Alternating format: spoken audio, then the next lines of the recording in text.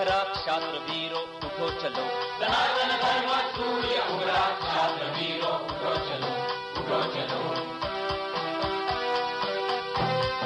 कलयुग के इस कलयुग का है अंत निकट आया, संधि काल इन युगों युगों का अब समीप आया, साधना के महापर्व को साथ है लाया, सनातन धर्म सूर्य उभरा क्षात्र वीरो उठो चलो, सनातन धर्म सूर्य उभरा क्षात्र वीरो उठो चलो, उठो चलो।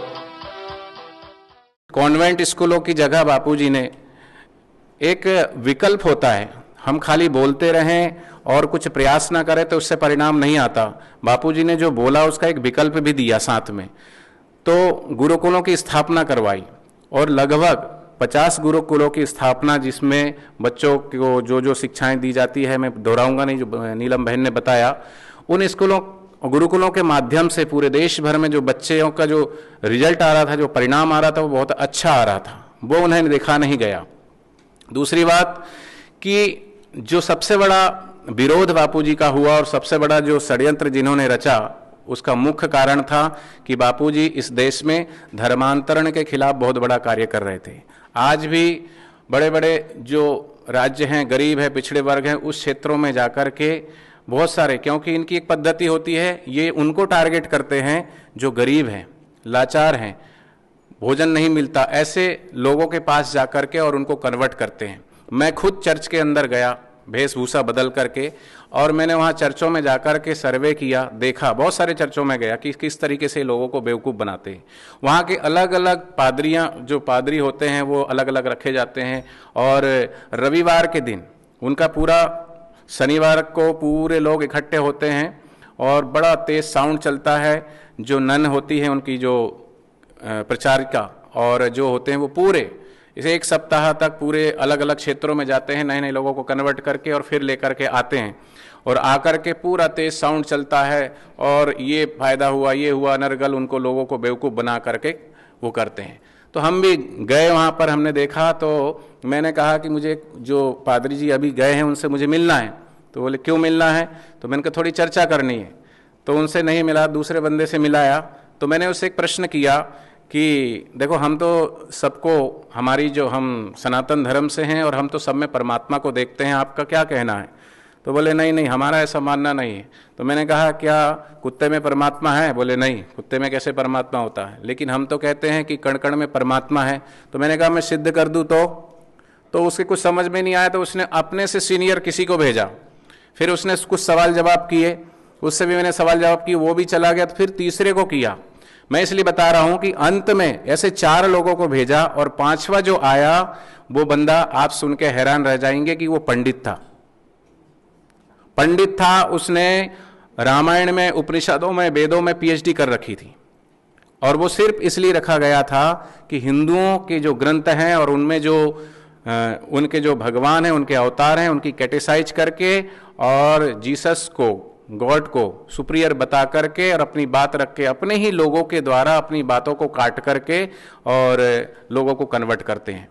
तो ऐसे लोगों के खिलाफ बापूजी ने मुहिम छेड़ी, और जगह जगह बहुत सारे प्रदेशों में जो गरीब लोग हैं उनको सुबह बुलाते थे, भोजन करो, भजन करो और शाम को जाओ तो दक्षिणा पाओ। ऐसे बहुत सारे क्षेत्रों में कार्य चल रहा था। ये सबसे बड़ा एक कारण था बापूजी का, जो ईसाई मिशनरियों के खिलाफ बापूजी काम कर रहे थे। तीसरी बात कि कुछ इसमें राजनीतिक षड्यंत्र भी रहा, और बापूजी के साथ जो भी घटना घटी है, वो घटना के पहले के बहुत सारे ऐसे तथ्य हैं कि जो कुछ बापूजी के साथ हो रहा था या होने वाला था, वो बापूजी बीच बीच में सबको संकेत करते रहे, खुले रूप में नहीं, कि अब शायद ऐसा भी होने वाला है। और सबसे बड़ा बापूजी का गुनाह ये है कि बापूजी ने इस देश को विश्व गुरु का एक सपना बापूजी ने देखा कि भारत विश्व गुरु बन के रहेगा, और बापूजी ने भविष्यवाणी की थी कि 2011 में देश करवट बदलना शुरू कर देगा। ये बहुत पहले बोला हुआ, आज भी कैसेटों में रिकॉर्ड है, और ऐसा हुआ भी। और जो कुछ अभी घटनाएं घटी हैं इन 1 वर्ष 2 वर्ष के भीतर, ये सब 2-3 वर्ष पूर्व बापूजी पहले ही बोल चुके थे कि अब ऐसा होने वाला है, ऐसा होने वाला है। और ये आज हमारे जो आदरणीय नरेंद्र मोदी जी पीएम बने हैं, उसका भी आशीर्वाद बहुत साल पहले बापूजी ने नरेंद्र मोदी जी को दे दिया था कि भाई हम चाहते हैं कि आप पीएम पद पे आए और वो संकल्प भी आज सबके सामने साकार हुआ है। तो बहुत सारे कारण हैं, उसमें से एक जो कांग्रेस सरकार जो रही है, विदेशी नीति वाली सरकार, कहीं ना कहीं संतों को, कभी किसी संत को टारगेट किया, कभी किसी संत को टारगेट किया, तो उन्होंने देखा कि हम आज वर्तमान में सबसे ज्यादा भीड़ और सबसे ज्यादा अनुयायी किसके हैं, सबसे ज्यादा प्रचार प्रसार हिंदू धर्म के लिए, सनातन धर्म के लिए कौन कर रहा है, तो उनको लगा कि बापूजी कर रहे हैं। तो क्यों ना हम बापूजी की छवि को ही खराब कर दें, क्योंकि बापूजी का सपना है कि बापूजी कहते हैं कि भाई अच्छे संस्कारों से अच्छे विचार होंगे, अच्छे विचारों से अच्छे संस्कार बनते हैं, अच्छे संस्कार से ही एक अच्छे परिवार का निर्माण होता है, और एक अच्छा परिवार ही एक अच्छा समाज का निर्माण कर सकता है, और अच्छा समाज अगर बन सकता है, अच्छे समाज से ही एक अच्छे देश का निर्माण होता है। तो वास्तव में अगर देश का निर्माण कोई कर सकता है तो ब्रह्मज्ञानी संत ही कर सकते हैं, अच्छे महापुरुष ही कर सकते हैं। तो ऐसा एक सपना बापूजी का था, और वो संस्कार के माध्यम से लोग लाभ भी ले रहे थे, गुरुकुलों के माध्यम से, स्कूलों के माध्यम से। तो उन्होंने कहा कि अगर हम एक ऐसा काम कर दें, ऐसी कोई लांछन या ऐसा आरोप लगा दें ताकि संतों को घृणा की दृष्टि से देखा जाए, तो ऐसा उन्होंने आरोप पूरा, पहले आज से नहीं, ये कितने वर्षों से चला आ रहा, कभी कोई, और ये जो आरोप लगाया, आरोप आज तक भी सिद्ध नहीं हुआ। विडंबना की बात यह है, और आज भी बापूजी को जेल में रखा हुआ है। आज भी लड़की के बयान हो गए, सब हो गए, उसने भी कहा कि मेरे साथ ऐसा कुछ नहीं हुआ काम, फिर भी उसके बावजूद भी हमारे संतों को रखा गया है। तो ये बहुत सारे कारण। जयतु हिंदू राष्ट्रम, जयतु हिंदू राष्ट्रम। सनातन धर्म सूर्य उभरा, क्षात्र वीरो उठो चलो। सनातन धर्म सूर्य उभरा, क्षात्र वीरो उठो चलो, उठो चलो।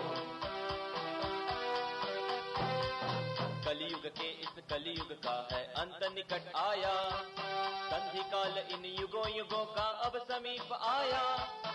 साधना के महापर्व को साथ है लाया, सनातन धर्म सूर्य उभरा, क्षात्र वीरो उठो चलो।